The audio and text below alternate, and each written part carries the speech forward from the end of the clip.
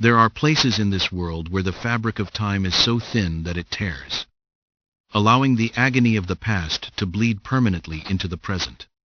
These are not merely haunted houses or abandoned asylums. These are entire streets, whole neighborhoods, swallowed by the earth and frozen in a moment of unimaginable suffering. You are listening to Nocturnal Ledger. And tonight, we descend into the dark, suffocating heart of Edinburgh, Scotland. We are traveling back to a time when the air itself was a weapon, and to a place that history tried to bury, but the dead refused to leave. This is the true, documented story of Mary King's Close. To understand the horror of what lies beneath the Royal Mile, you must first understand the city of Edinburgh as it stood in the 17th century. It was not the picturesque tourist destination we see today. In the year 1645, Edinburgh was a nightmare of medieval urban planning, a claustrophobic labyrinth of towering tenements and narrow alleyways known as closes. It was the most populated city in Scotland, but it was confined within a defensive wall that prevented outward expansion. With nowhere to grow but up, the buildings rose 10, sometimes 12 stories high, blocking out the sun and turning the streets below into perpetual twilight. Mary King's Close was one of these streets. It was a bustling artery of trade and life, named after a prominent merchant burgess, Mary King, a woman of significant status who owned several properties within the alley. But in 1645, the status of the residents ceased to matter.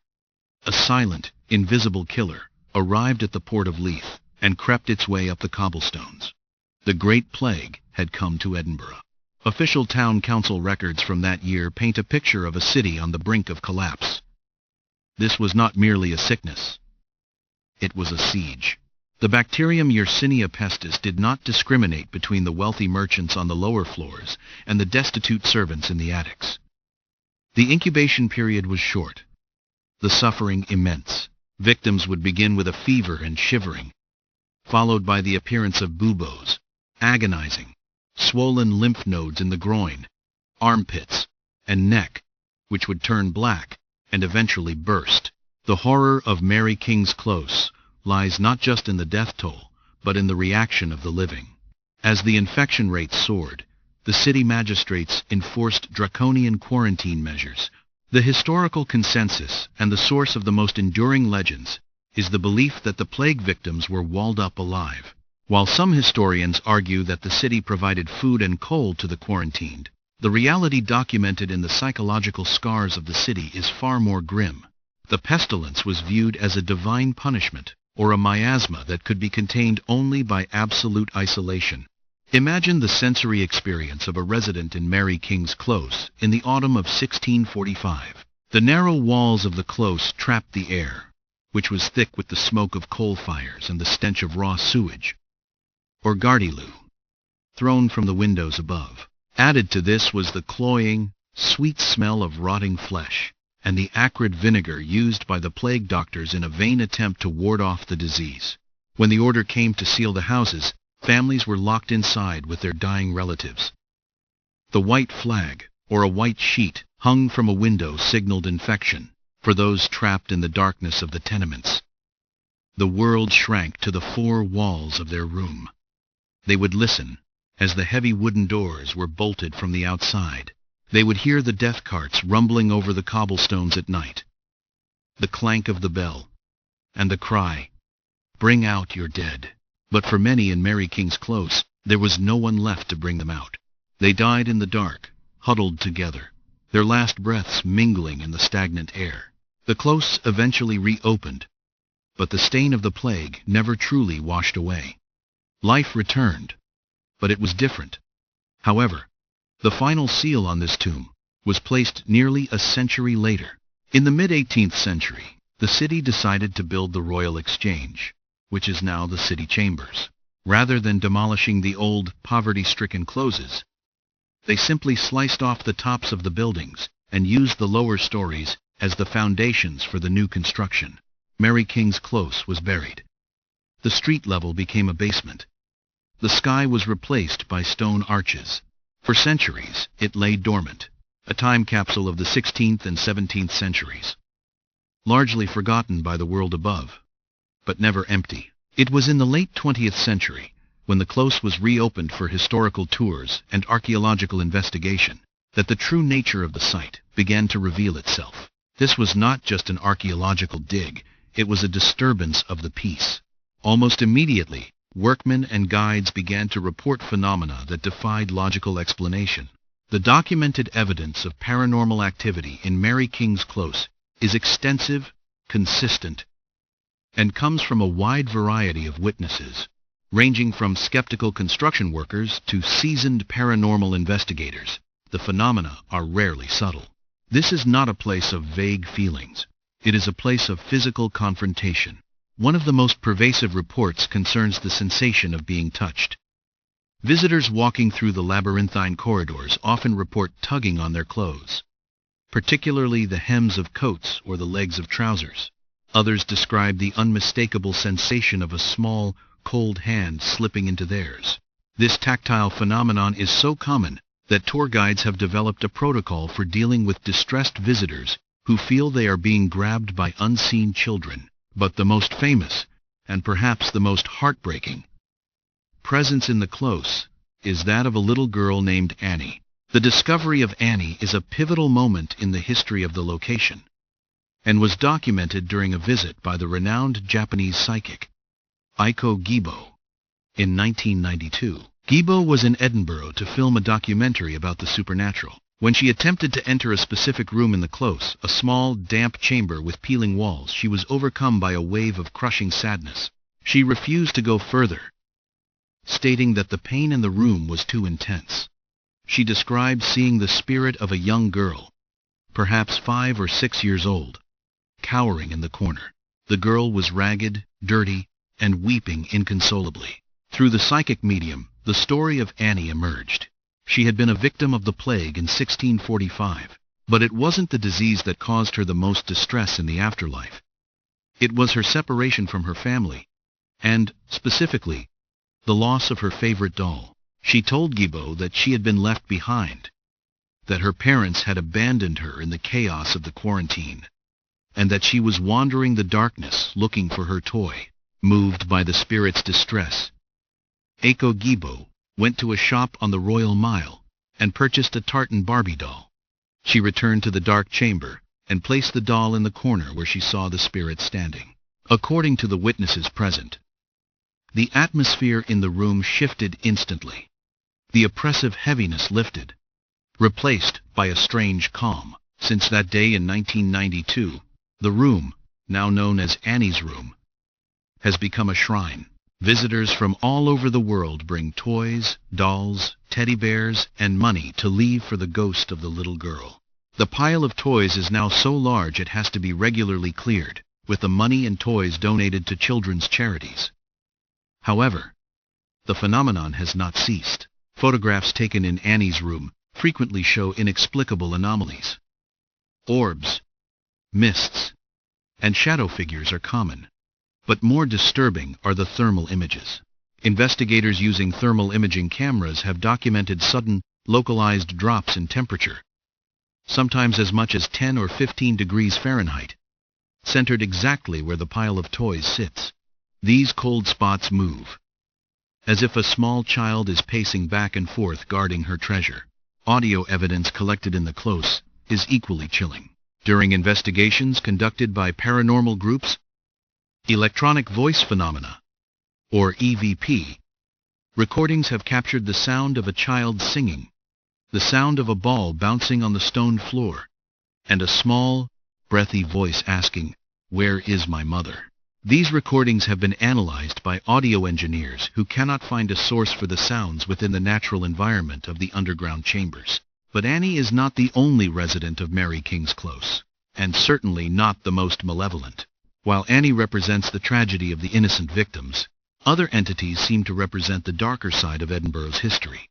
There is a section of the close associated with a man often referred to as Mr. Chesney. Historical records confirm that a man named Andrew Chesney lived in the close, and was the last resident to leave before the final sealing of the lower levels. He was a sawmaker, a man of industry. Visitors to his former workshop report a very different sensation than the sorrow of Annie's room.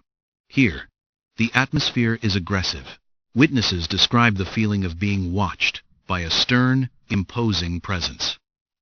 Tall men, in particular, seem to be the target of this entity. There are numerous reports of men being shoved, scratched, or having stones thrown at them from the darkness. One documented case involved a tourist who scoffed at the stories, only to feel a burning sensation on his back. When he lifted his shirt later, there were 3 distinct red scratch marks running down his spine, as if raked by fingernails. The skin was unbroken, but the welts were raised and hot to the touch. The physical reality of the close amplifies these experiences. We must consider the environment. You are underground. The air is recycled, cool, and carries the dust of centuries. The uneven cobblestones force you to walk carefully, keeping you off balance. The lighting is dim, designed to replicate the 17th century gloom. Skeptics argue that this environment primes the brain for hallucination. They cite infrasound low-frequency sound waves that can cause feelings of dread and hallucinations, potentially caused by the traffic on the Royal Mile above, or the ventilation systems. However, infrasound does not explain the physical scratches. It does not explain how multiple unconnected witnesses, separated by years, describe the exact same apparition in the exact same location. A figure in a long black coat and a wide-brimmed hat, often identified as a plague doctor, standing silently in the shadows of the doorway. This figure is perhaps the most terrifying archetype associated with the close. The plague doctors of Edinburgh were hired by the city council.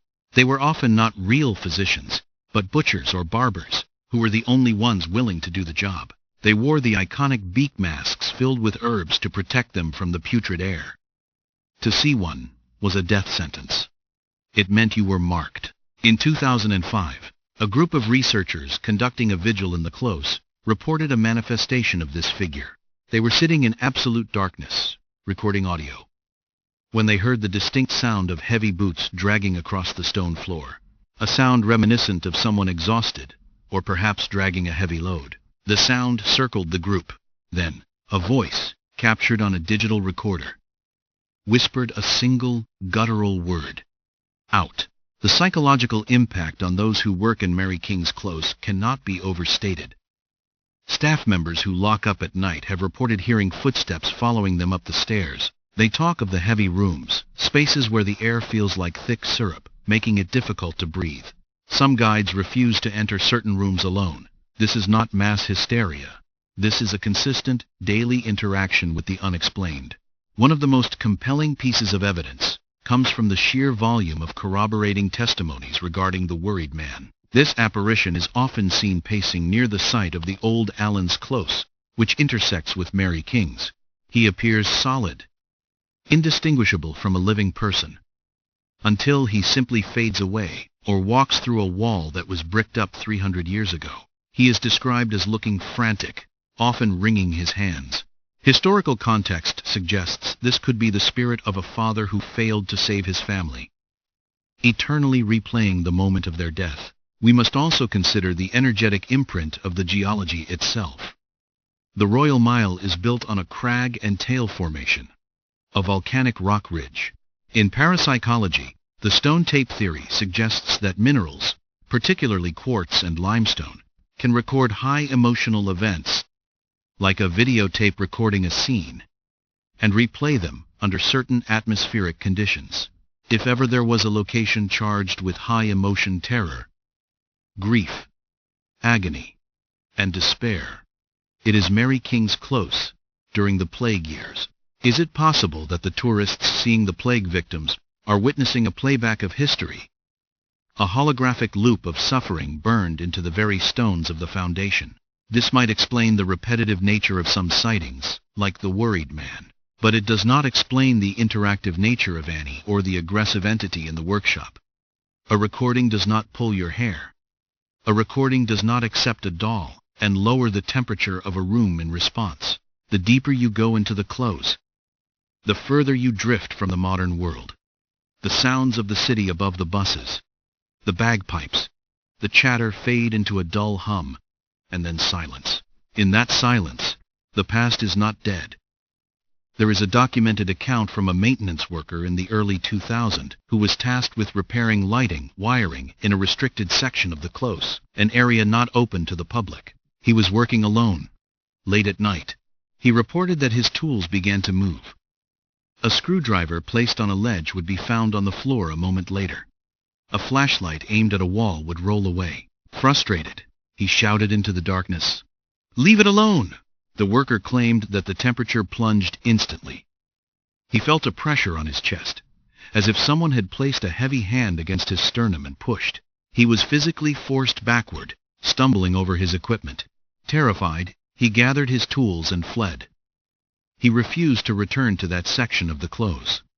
When asked to describe the feeling, he said it felt territorial, as if he was an intruder in someone else's home. And in a sense, he was. We often forget that these were homes. People lived, loved, argued, and raised children within these walls before the darkness fell. The suddenness of the plague, the brutality of the quarantine, and the subsequent burial of the street meant that there was no closure. The emotional energy was trapped, hermetically sealed beneath the tons of stone that make up the city chambers. Recent investigations have utilized spirit box technology, devices that scan radio frequencies to generate white noise, theoretically allowing spirits to manipulate the audio to form words. During a session in the room where the Chesney family lived, investigators asked, "Why are you here?" The response, clear and chilling through the static, was, "Trapped." This aligns with the historical reality. The residents of Mary King's Close were trapped in life by the plague laws, and they appear to be trapped in death by the stone and earth. When you walk the uneven floors of Mary King's Close today, you are walking on the grave of a community. The dust you breathe is the dust of the 17th century. And when the lights flicker, or the air turns suddenly cold, or you feel the light brush of a finger against your hand, remember the history. Remember the year 1645. The skeptics will tell you it is just old buildings, drafts, and the power of suggestion. They will tell you that the mind sees what it wants to see. But the thousands of people who have left the close shaking, crying, or holding a hand that no one else can see would disagree. They have touched the Nocturnal Ledger, and they know that the debt of history has not yet been paid. We leave you with this thought. If energy cannot be created or destroyed, only transferred, then what happened to the terror of the thousands who died in the dark beneath Edinburgh? Did it dissipate, or is it still there, waiting in the shadows for someone to turn off the light? This has been a Nocturnal Ledger investigation. Sleep well, if you can.